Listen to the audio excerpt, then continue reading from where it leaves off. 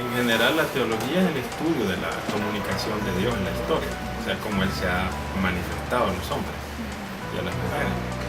En este caso, la teología es cristiana, en cuanto que estudia el modo como Dios se revela en la persona de Jesucristo, que Dios se puede revelar en otras religiones, como los musulmanes, los budistas, etc.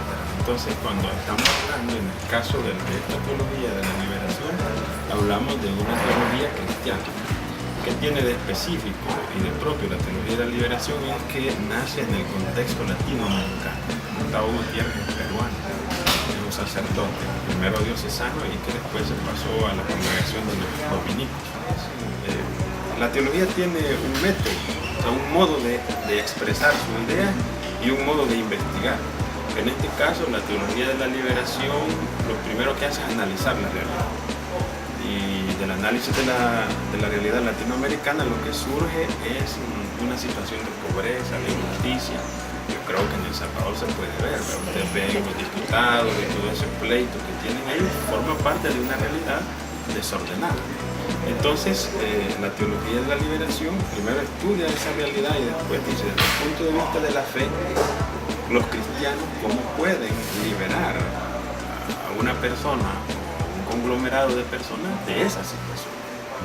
Entonces tiene un momento de reflexión que parte de la Biblia y de la tradición de lo que se ha escrito en toda la historia acerca de la teología, y tiene un momento práctico. O sea, no puede ser solo discusión de ideas teológicas, sino que debe desembocar en una práctica concreta. Ahora, teología de la liberación tiene bastantes ramas. Tiene teología feminista de la liberación, tiene teología negra de la liberación para las minorías negras, tiene teología indígena, es decir, de la liberación de los indígenas, etc. Entonces hay distintas teologías de la liberación, no hay una sola, o ramas, expresiones.